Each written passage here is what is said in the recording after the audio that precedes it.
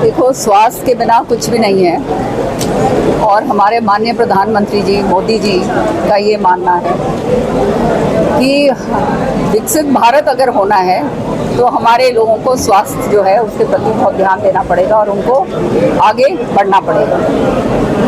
हमारी माननीय प्रेसिडेंट साहिबा ने मुर्मू जी ने ये अभियान जो है चालू करा था, टीबी मुक्त अभियान, और जिसके तहत 2022 में जिसके तहत आप देख रहे हैं कि ये जो सारी पंचायतें हैं जिन्होंने 2 साल से लगातार जिनके पंचायतों के अंदर टीबी का कोई भी मरीज नहीं है, उनको जो है सिल्वर की प्रतिमा गांधी जी की देकर उनको सम्मानित करा गया है। और बाकी जो हैं जो 1 साल से जो लगे हुए हैं और उनके गांव के अंदर टीबी मुक्त हो गए हैं, तो उनको भी जो है पूरी तरह से ब्रॉन्ज की प्रतिमा देकर उनको सम्मानित करा गया है। ये सम्मान जो है, ये सम्मान इसलिए दिया जाता है ताकि उनका योगदान जो है वो सबको पता चले कि कितना काम ये जो है हमारे सरपंच लोग कर रहे हैं। और आप समझ सकते हो कि जैसे मैंने कहा, सरपंच जो हैं वो हमारी रीढ़ की हड्डी हैं और ये चुने हुए नुमाइंदे हैं, और जो ये काम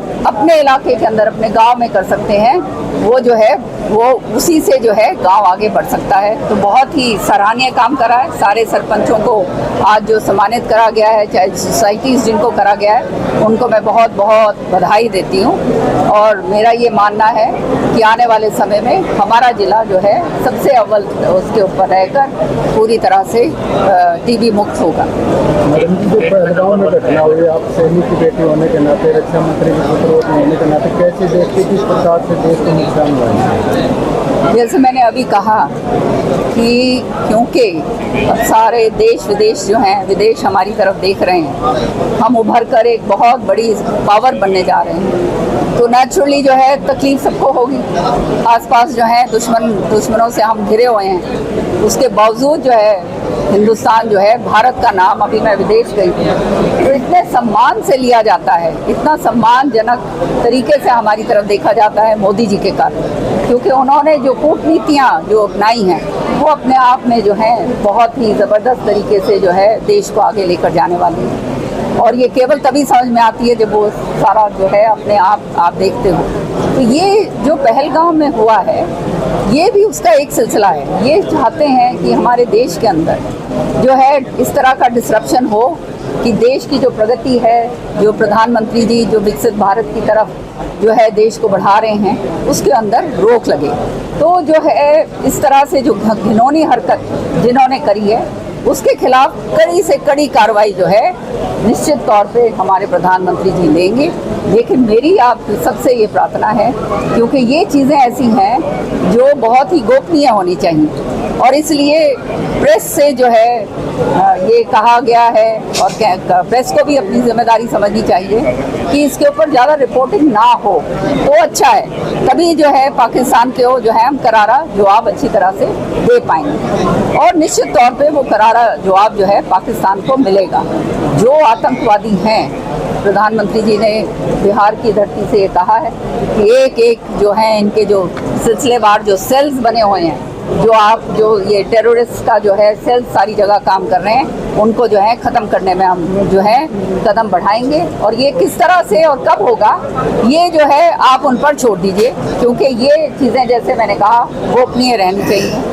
और ऐसे समय पे सारे लोगों को संगठित होना चाहिए।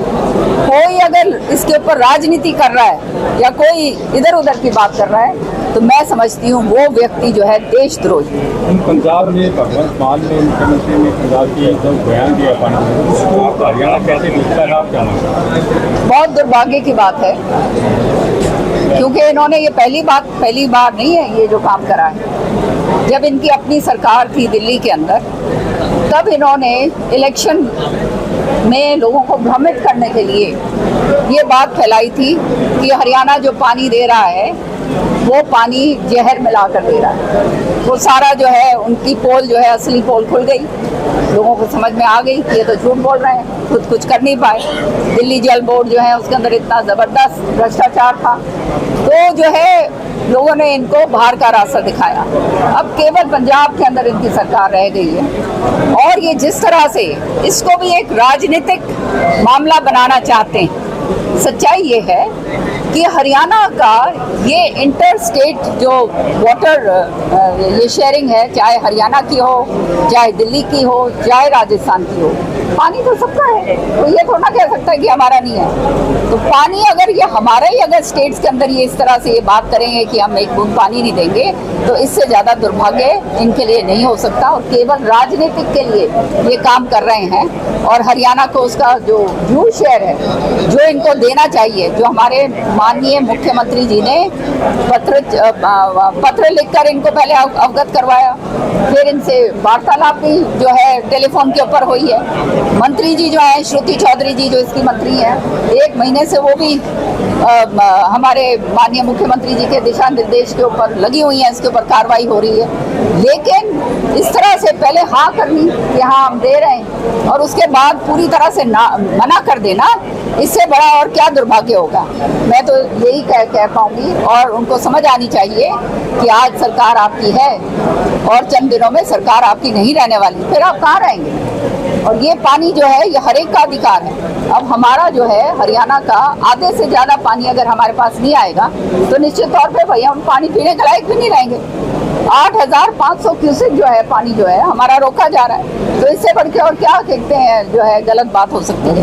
आज हमारे माननीय मुख्यमंत्री जी ने प्रेस कॉन्फ्रेंस करके एक स्टेटमेंट भी रिलीज करी है, वो आपने सबने सुनी होगी। और श्रुति जी और माननीय मुख्यमंत्री जी के कहने पर वो जल संसाधन मंत्री जो हैं केंद्र के अंदर, उनको भी जो है बोल के आए हैं। BBMP जो है उसके अंदर भी ये बातचीत हो रही है, तो देखते हैं इसका आराम से समाधान निकल जाए तो अच्छी बात। BBMP की जो मीटिंग हुई है भगवंत मान उसमें कह रहे हैं, एक तरह से कटाक्ष कर रहे हैं कि पाकिस्तान से जो पानी रोका जाए वो पंजाब को दिया जाए, पंजाब में पहले ही कमी है, पंजाब कहाँ से पानी होगा। ये बात जो उन्होंने कही है ये अपने आप में दर्शाता है कि कितनी उनकी सोच है और कहाँ तक सोच है और कितनी उनकी बुद्धि काम कर रही है। पंजाब वो जो पानी है जो पाकिस्तान का जो हम रोक रहे हैं, तो ये पाकिस्तान के साथ मिल रहे हैं क्या? और वो पानी एकदम कैसे ला के इधर डाल देंगे? हमारा पानी तो भाखड़ा से आ रहा है। हाँ? तो ये ऐसी बात कहना, ये लोगों को भ्रमित करने के लिए, लोगों को पूरी तरह से भटकाने के लिए ये बातें कही जा रही हैं, यूं दिखाने के लिए कि देखो हम क्या कर रहे हैं। असलियत के अंदर अपने लोगों के लिए ये नुकसान कर रहे हैं। पाकिस्तानी हमले के बाद में हम लोग तो उसके बाद वापिस देखने की बात चली नागरिकों को पाकिस्तान में, वो जा नहीं रहे, हर जिले में बैठे हैं, सिंध साहब ने कर दी, मुख्यमंत्री ने कर दी। वो तो तय हो चुका है, जाएंगे नहीं तो जबरदस्ती भेजे जाएंगे, क्योंकि हमारे को अब पाकिस्तान के लोग यहाँ पे नहीं चाहिए। भिवानी जो सामान्य अस्पताल है तो वहाँ का अधिकतर स्टाफ मेडिकल कॉलेज बनाने में वहाँ भेज दिया गया, तो ऐसी स्थितियों में नामात्र का स्टाफ ही जो नया रिक्रूटमेंट होगा नामात्र, तो ऐसे में वो व्यवस्थाएं बिगड़ रही हैं, उसको लेकर के क्या नहीं किया जाए, नया स्टाफ नहीं नियुक्त किया जाना चाहिए? नहीं, ये जो है चौधरी बंसीलाल जी ने ये जो हॉस्पिटल बनाया था अपने समय पर, 40 साल 50 साल पहले की बात है मेरे ख्याल में, अपने आप में जो है एक वो था ये वो था एशिया में नंबर 1 था। और ऐसी बिल्डिंग अभी तक 50 साल के बाद भी जो खड़ी हुई है, तो आप समझ सकते हो चौधरी बंसीलाल जी की सोच कितने आगे की सोच थी। तो जो अब जो है इसको मर्ज करेंगे या इसको अलग रखेंगे, वो ये अभी जरा मामला जो है ना वो फ्लक्स के अंदर है। तो वो जो है एक बार ये सारा कुछ हो जाएगा तो फिर पूरी तरह से जो है इसके अंदर स्टाफ की जो है हम बात करेंगे मंत्री जी से कि भाई हमारा स्टाफ जो है पूरा दिया जाए, क्यों नहीं दिया जाए। ठीक है, अनियमितताओं को लेकर के कहना चाहिए। तो ये तो मुझे इन चीज़ों का इल्म नहीं है भैया, आप लोग मेरे को अगर अवगत करवाएंगे लिखत के अंदर तो उसके ऊपर कार्रवाई करेंगे। नहीं वो तो होंगे, पर मेरे पास तो पहली बार ये बात आ रही है मेरे को। पत्रकार साहब 6-7 साल हो गए, 18-19 का अब तक रिजल्ट नहीं आया इसका। पत्रकार बनने के लिए दाखिला लिया था, पत्रकार बन गए, डिग्री नहीं आई है।